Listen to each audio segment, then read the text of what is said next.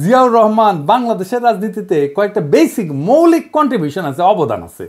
কি কি? এক নাম্বার, তিনি বাকশালী শাসন থেকে গণতান্ত্রিক ব্যবস্থা উত্তরণ ঘটাইছিলেন। একটা ইন্টারেস্টিং ব্যাপার হইতেছে যে বাংলাদেশই পৃথিবীর ইতিহাসে প্রথম এবং একমাত্র দেশ যা মার্শাল ল অধ্যাদেশ দিয়ে গণতন্ত্রের উত্তরণ ঘটেছিল। আমরা এই প্রসঙ্গে পরে আসবো, কারণ বিএনপির কর্মীদের জানা উচিত যে তাদের নেতারা দলের আদর্শ, নীতি, উদ্দেশ্যের সাথে কি বিপুল প্রতারণা কইরা দলটারে ধ্বংস করিচ্ছে। দুই নাম্বার, জিয়াই বাংলাদেশের নাগরিকদের প্রথম পলিটিক্যাল আইডেন্টিটি দিচ্ছেন। পলিটিক্যাল আইডেন্টিটি খুব গুরুত্বপূর্ণ একটা জাতির জন্য, একটা দেশের জন্য, রাজনৈতিক জনগোষ্ঠী হিসেবে গড়ে ওঠার জন্য। আমার জনগণ কোথায় ভারতীয় জনগণের চাইতে আলাদা, আমরা কিভাবে পশ্চিমবঙ্গের বাংলাভাষী বাঙালির চাইতে আলাদা, এইটা ৭২-এর সংবিধানে ছিল না। এটা জিয়ার খুবই মৌলিক কন্ট্রিবিউশন। ৭২-এর সংবিধানে আমরা বাঙালি জাতি, বাংলাদেশের সকল নাগরিকের জাতিসত্তা বাঙালি। আমরা কি সবাই বাঙালি? ইন্ডিয়া মুক্তিযুদ্ধের সময় পোস্টার করে দিছিল যে বাংলার হিন্দু, বাংলার বৌদ্ধ, বাংলার খ্রিস্টান, বাংলার মুসলমান, আমরা সবাই বাঙালি। না, আমরা সবাই বাঙালি না। বাংলাদেশের স্বীকৃত ৫০টা নৃগোষ্ঠী আছে: চাকমা, মারমা, সাঁওতাল, গারো, ত্রিপুরা, বম, ম্রো, হাজং, খাসিয়া, আছে না?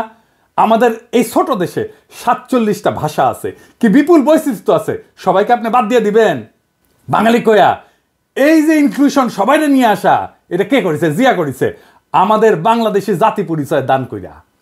৩ নাম্বার, বাংলাদেশকে পদানত রাখার ভারতীয় বয়ান মুজিববাদ, যা এই ৭২-এর সংবিধানের রাষ্ট্রীয় মূলনীতি ৪টা: গণতন্ত্র, সমাজতন্ত্র, ধর্মনিরপেক্ষতা, বাঙালি জাতীয়তাবাদকে জয় বাংলা করে দিছিল জিয়াউর রহমান।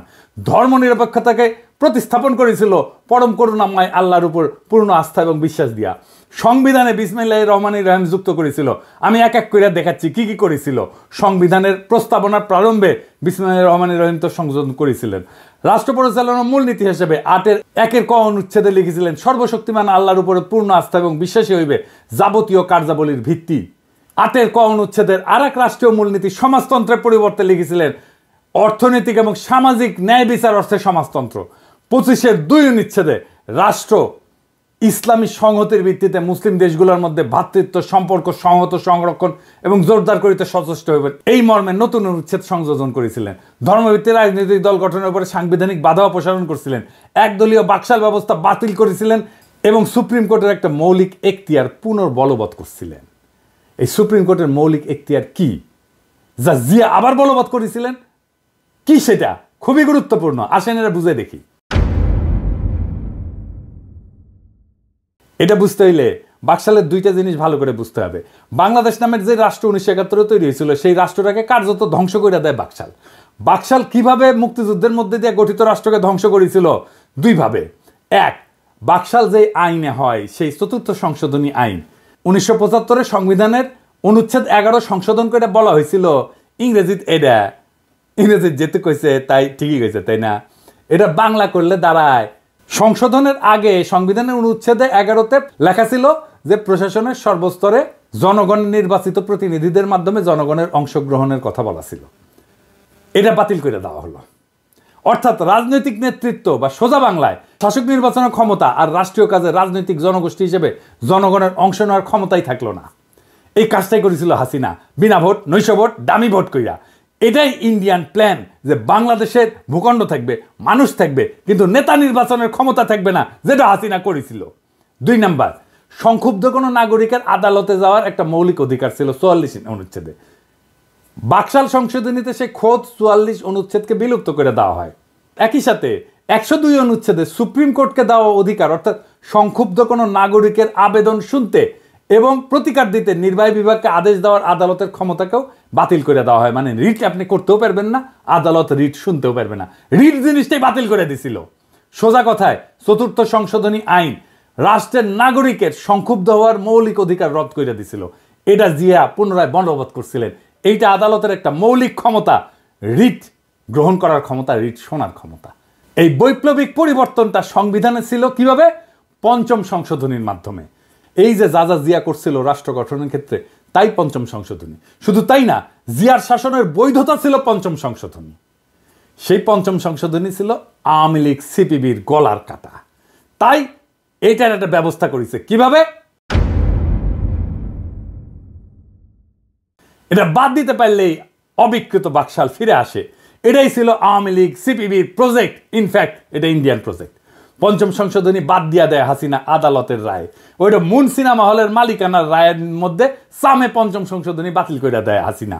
ফলে জিয়ার শাসন আইনত বাংলাদেশে এখনো অবৈধ।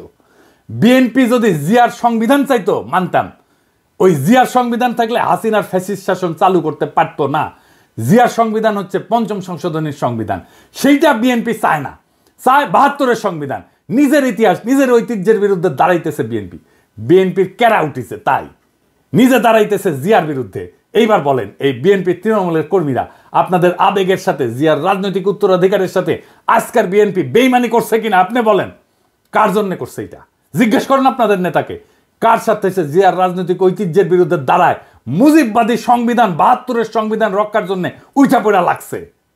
আমারে বলে আমি বিএনপি বিরোধী, হইতেই পারি বিএনপি বিরোধী, কিন্তু বিএনপি তো জিয়া বিরোধী হয়েছে, আমি তো জিয়া বিরোধী না। আসুক বিএনপির নেতারা আমার সাথে বাহাস করতে এই ইস্যুতে, তাদের জবাব দিতে হবে কেন তারা জিয়ার সংবিধানকে ত্যাগ কইরা মুজিববাদী সংবিধান রক্ষায় নামিছে। বিএনপির সাথে আমার শুধু না, আপামর বাংলাদেশের জনগণের বিরোধের জায়গাগুলো শুনে রাখেন, বিএনপি নেতারা শুনে রাখেন, বিএনপি কর্মীরাও শুনে রাখেন। ১ নাম্বার, বিএনপি আওয়ামী লীগকে ভোটে আনতে চায়, আমরা এটা চাই না।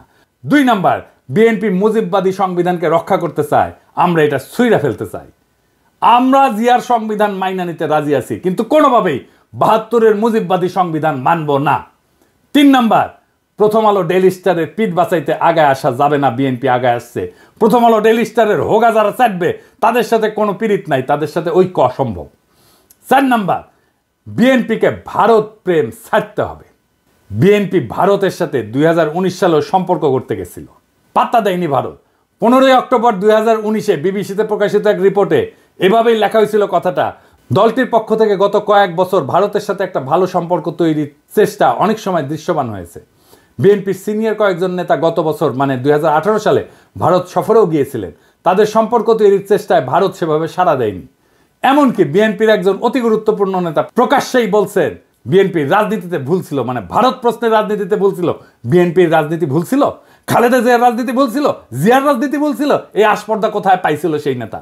আমরা তখনই বিএনপিকে এলাই ভাববো, সহযোদ্ধা ভাববো, যখন এই 4টা প্রশ্নে বিএনপি স্পষ্ট স্ট্যান্ড নেবে। এখানে পলিটিক্যাল স্ট্যান্ড নেওয়াই রাজনীতি, টেম্পু স্ট্যান্ড দখল করা রাজনীতি না। মৌলানা ভাসানী আওয়ামী লীগেরই নেতা ছিল, আওয়ামী লীগ তারা ওন করতে পারে নাই, তাই মৌলানা ভাসানী আওয়ামী বিরোধীদের আদর্শিক নেতা হয়েছে। আপনাদের ভাগ্যেও সেই ঘটনা ঘটতেছে, আপনারাও জিয়ার রাজনীতি ওন করতে পারতেছেন না। আগামীর বাংলাদেশ জিয়ার দেখানো পথে হাঁটবে। জিয়ার 19 দফার প্রথম দফাই হচ্ছে সর্বতভাবে দেশের স্বাধীনতা, অখণ্ডতা এবং সার্বভৌমত্ব রক্ষা করা। সর্বতভাবে মানে সব রকম উপায়ে, রাজনৈতিক, সামরিক, কূটনৈতিক সহ যা যা পদক্ষেপ নেওয়া যায় সবভাবে। এই কারণেই জিয়াউর রহমান বাংলাদেশে আধিপত্যবাদ এবং আগ্রাসন বিরোধী জনগণের নিরঙ্কুশ সমর্থন পাইছিলেন। তিনি আমাদের নেতা হয়ে থাকবেন। আমরা জিয়াকে রিপোজিশন করব পলিটিক্সে। বাংলাদেশের রাজনীতিতে আমরা জিয়ার চিন্তাকে পুনরাবিষ্কার করব, যা আপনারা পারেন নাই। রাজশাহীতে ছাত্র রাজনীতি করার টাইমে আমরা স্টার সিগারেট খেতাম, কম পয়সা, টাকা পয়সা ছিল না, তো তাই তো এক বিএনপি নেতা আমাদের স্টার সিগারেট খাওয়া দেখে তাচ্ছিল্য করে কইছিল যে ওই বিএনপি করে গল্লিক খায়, গল্লিক মানে গল্লিফ আর কি সিগারেট। আপনারা বিএনপি করেন আর নির্বাচনের গল্লিক খান, আমরা জিয়ার রাজনীতি নিয়ে আগায় যাব, দেখেন কার পিছে জনতা আসে। আমি শিওর আপনাদের দলের ত্যাগী এবং তৃণমূলের কর্মীরা দলে দলে আমাদের রাজনীতিকে ঊর্ধ্বে তুলে ধরবে। ওরা জিয়ার রাজনীতি কোনটা সেটা ঠিকই চিনতে পারবে। ওরা গোল্ডিক খাইতে আসে নাই, তারা জিয়ার রাজনীতি করতে আসছে।